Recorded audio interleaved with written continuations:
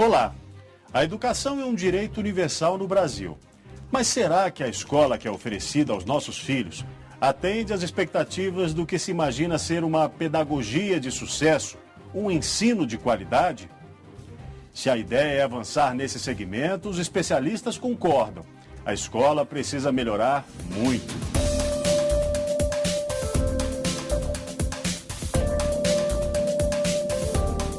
Conta pra mim o que vocês estão fazendo aí agora. Plantando. Além da civilidade que alguém demonstra ao se socializar com os outros, a educação tem o sentido de conhecimento, e é algo bem mais amplo, a transmissão do saber, hábitos e valores de geração a geração. Mas você já se perguntou quando nasceu a educação? A educação, ela começa a ganhar um sentido maior na Grécia. A grande contribuição grega foi a racionalidade. Com os gregos, com Sócrates, com Aristóteles, né, com Demócrito, então nós passamos a ter uma explicação racional do mundo. E os gregos, então, eles podem ser considerados os fundadores da racionalidade. Dentro das relações sociais é um processo onde você vai se organizando, se adaptando para conviver em sociedade, para construir conhecimento. Então ele é parte fundamental na formação de qualquer ser humano. Está no capítulo 3 da Constituição Federal, artigo 205. A educação é para todos os brasileiros e é um dever que o Estado tem com o cidadão.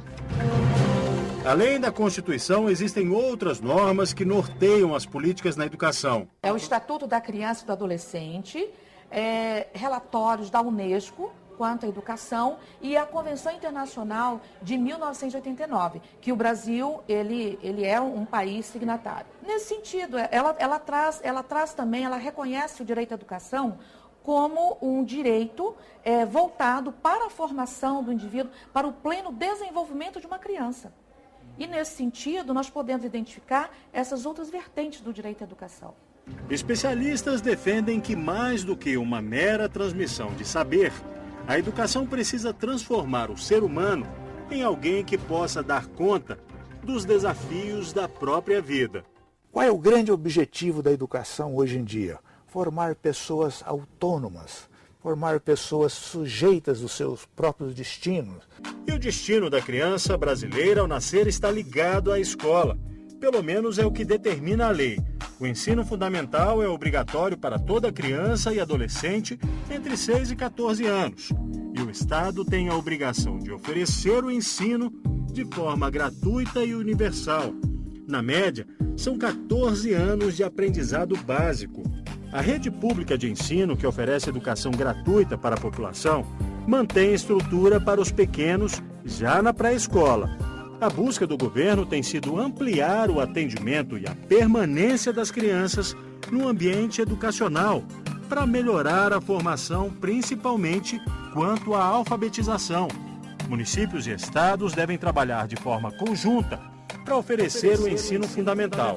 Já o ensino médio é de responsabilidade dos estados.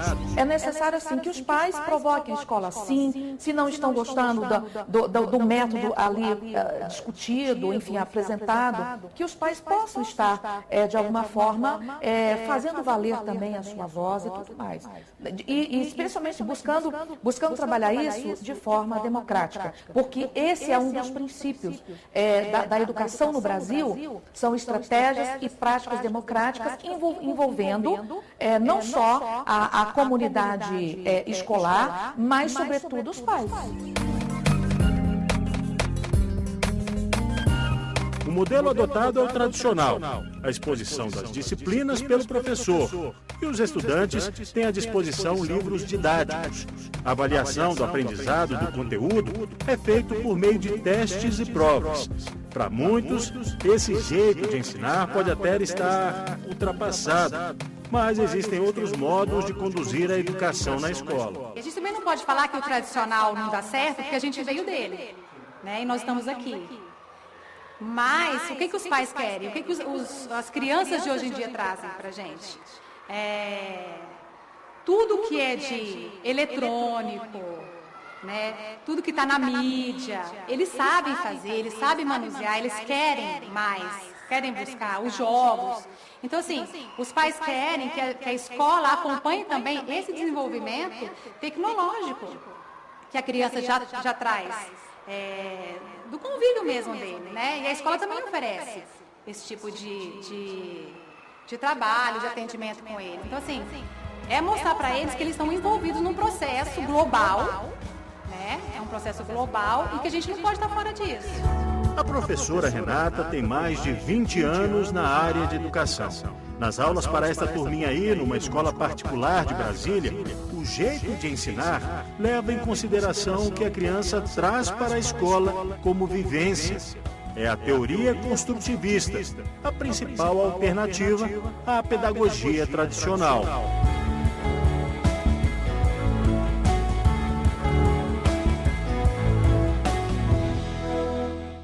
E no próximo bloco, você vai entender o que é a teoria construtivista, os educadores e as escolas que apostam nessa pedagogia. Eu volto já.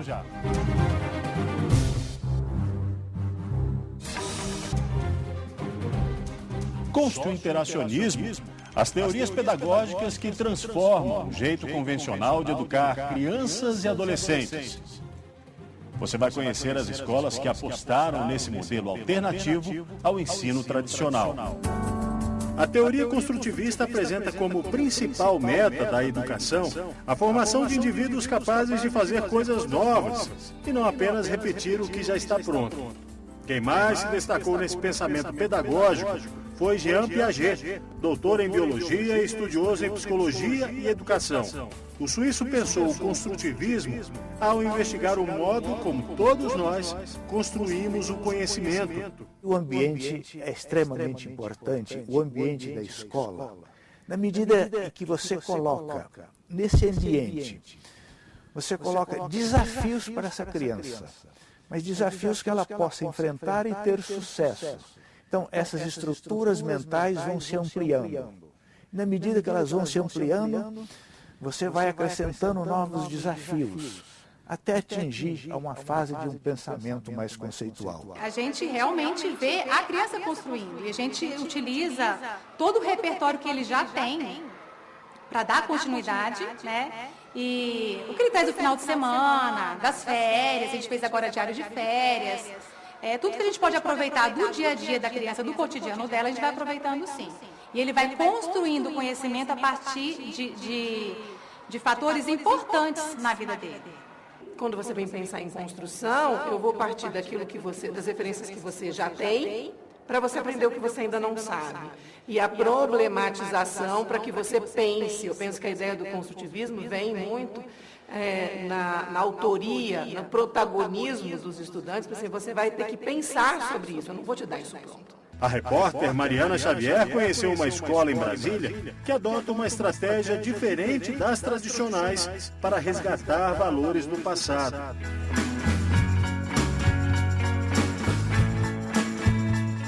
A escola nasceu nos anos 80. Alguns pais estavam insatisfeitos com aquela educação tradicional e resolveram criar um novo método de ensino. Aqui, as crianças são livres e até escolhem o tema da aula.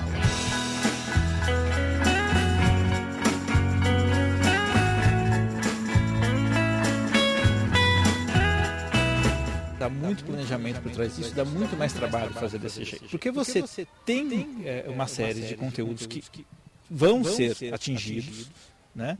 Mas que precisam ao mesmo tempo ser pensados a partir das demandas das crianças. Então o professor tem que estar muito atento para sacar o que é que vai pegar dentro do grupo, o que é que vai nuclear o grupo como um conjunto.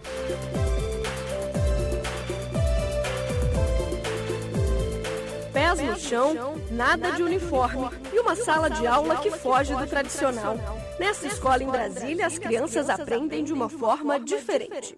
As crianças, desde pequenas, elas vão aprendendo a se colocar nesse mundo, nesse espaço que nós oferecemos para elas, né? E elas falam, sabe? Elas questionam muito sobre isso.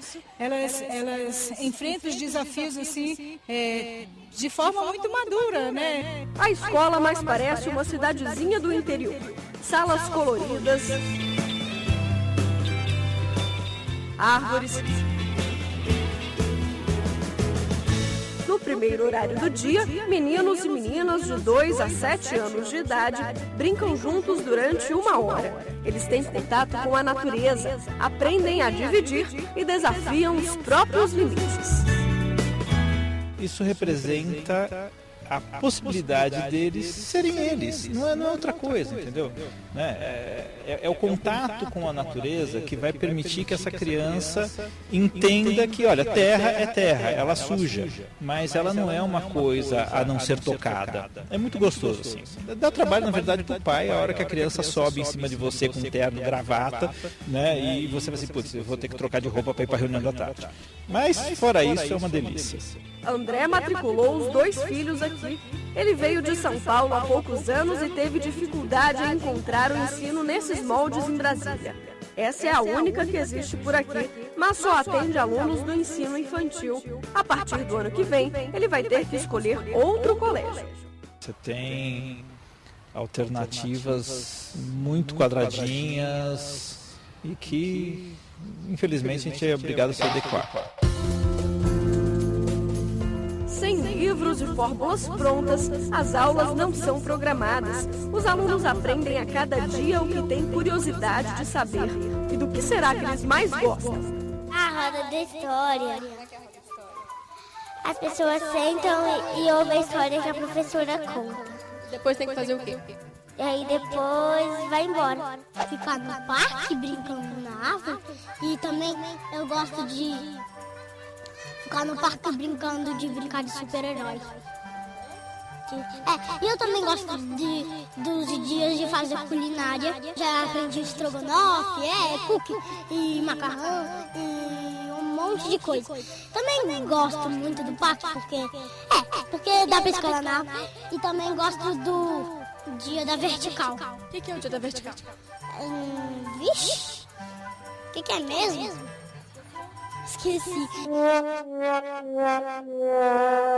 Na sexta-feira você tem a atividade da vertical, que é uma atividade em que todas as crianças participam juntas, né? E há um incentivo para que os mais velhos cuidem dos mais novos. E isso ajuda no trato com o outro, no respeito pelo indivíduo, né? Pelos outros indivíduos. Além de todas procurar trabalhar as áreas do conhecimento, desafiar as crianças no sentido motor, amplo das artes, tem um trabalho com artes de expressão artística muito legal. As crianças que estudam aqui aprendem a ser amigas entre si, a colaborar entre si e a proporem e buscarem questões juntas.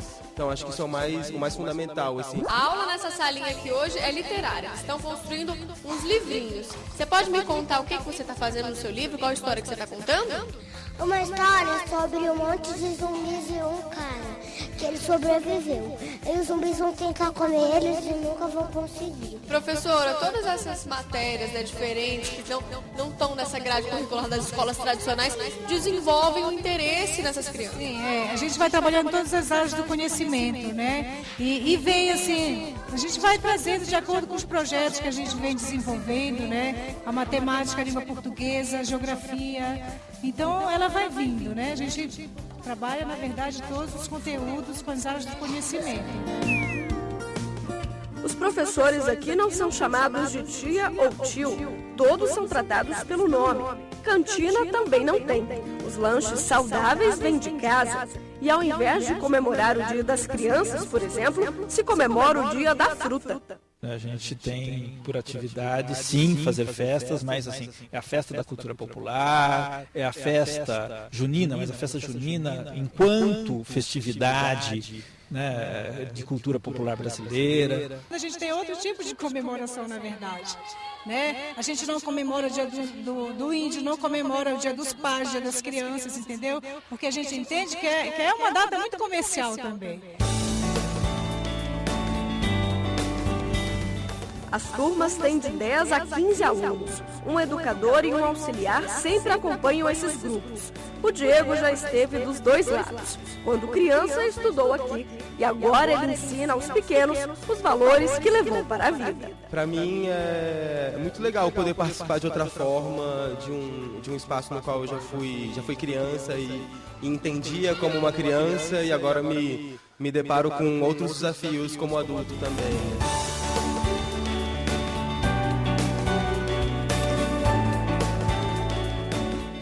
E veja a seguir, os pais que decidiram educar os filhos em casa. A lei brasileira permite? É o que você vai saber no próximo bloco. Até já.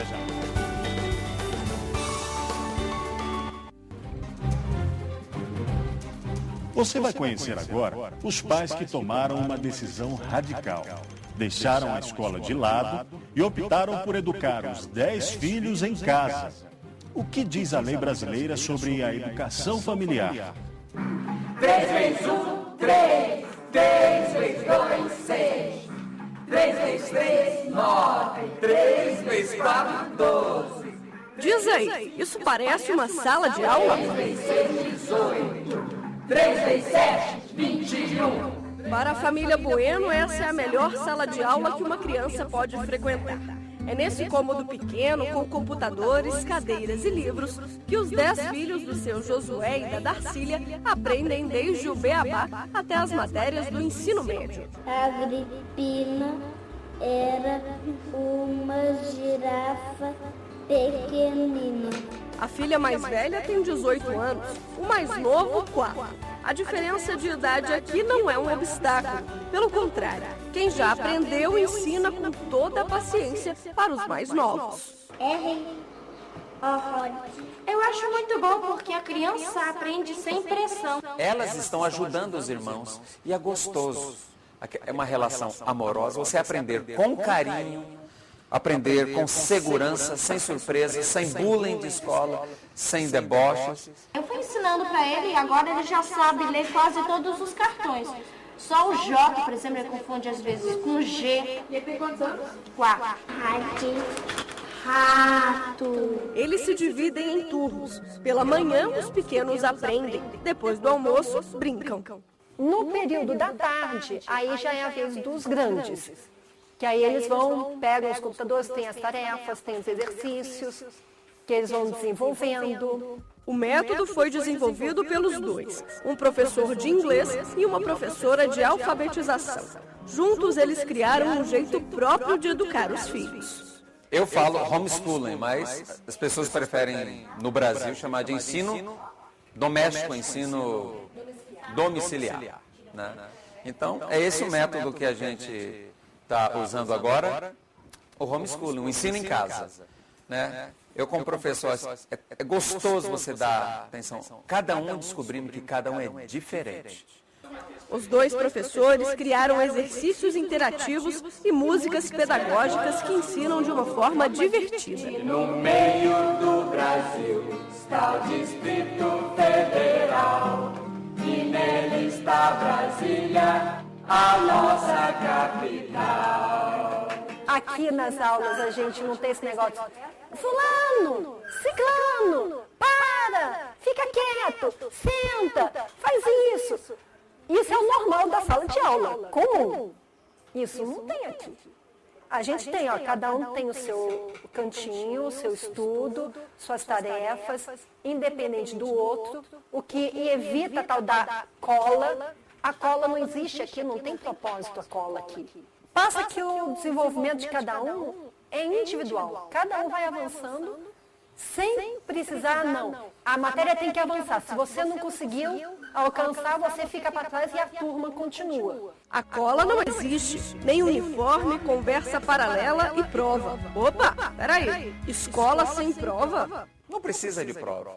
Todo dia é prova. À medida que eles fazem, só se fica vermelho como ficou ali, ela vai ter que achar, a gente explica, ela não conseguiu. Aí ela vai fazer cópia. Aí ela errou uma palavrinha, ela copia várias vezes. Elas aprendem as mesmas coisas de forma gostosa, sem ter trauma, sem ter prova, sem ter série. Elas vão aprendendo, vão progredindo. Progresso que levou o IAEL a colocar um pezinho dentro da graduação. É aquela coisa, tendo a internet, tendo livros bons, tem nada que a gente não possa aprender, né? Eu Aprendi a ter gosto pelo estudo. Ela já fez 2 vestibulares e passou. Mas você deve estar pensando, como cursar o ensino superior sem um histórico escolar, né? Nesses casos, as famílias recorrem à educação de jovens e adultos, mais conhecido como EJA. A Lei 9.394 permite que aos 15 anos o aluno seja submetido a uma prova para ter o diploma do ensino fundamental. E o mesmo acontece para o ensino médio, quando o jovem completa 18 anos. Essa é a única saída para quem opta pela educação domiciliar. Aqui no Brasil, esse tipo de ensino não é reconhecido legalmente. Educação não é o simples aprender e ensinar. Educação é um processo muito mais complexo. Na escola, você se socializa. Na escola, você aprende a viver com o outro. Na escola, você espera a sua vez. Na escola, são muitos. Eu não sou o centro das atenções.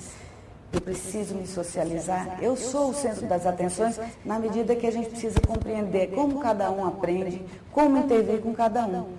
Mas ele está ali num contexto onde ele é parte de um grupo. Isso para mim é determinante quando eu falo em educação. Porque é novo, não é compreendido. Família às vezes não compreende, poxa, vai prejudicar meus netos, vamos dizer assim. Será? Porque é muito novo, então as pessoas não gostam e movem a justiça, né? Aí você recebe, que nós já somos fregueses, conselho tutelar, promotoria da infância. Então, já não é mistério para nós, e nós temos prazer, queremos que venham conhecer, porque as crianças estão aprendendo, né? Eu acho que realmente o governo deve acompanhar e ver que as crianças estão aprendendo, porque nós não somos contra a educação. E educação não é privativo da escola tradicional, isso aqui é uma escola. Mesmo com todos esses percalços, o homeschooling ainda é melhor. É melhor que eu fico comparando com as crianças que frequentam a minha casa e que frequentam a escola. Tem, por exemplo, tem pessoas que estão lá para os seus 12, 13 anos e mal conseguem ler. Nunca leram um livro completo. E estão na 3ª série, 4ª série, mas nunca leram. Eu já li mais de 30 livros. Assim, tirando a Bíblia e livrinhos de criança, assim, pequenos, tentando livros grossos.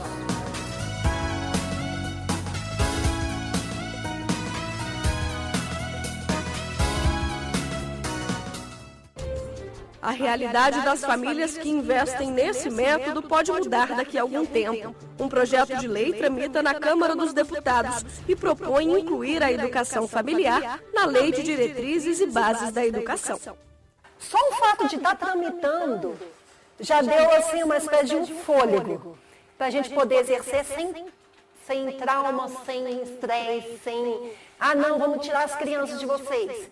Não está tendo mais esse tipo de ameaça que tinha um tempo atrás. O método é criticado por alguns especialistas. Para este doutor em educação, manter as crianças longe do convívio com outros alunos não é a melhor opção. O papel da família aí é de ajudar a escola.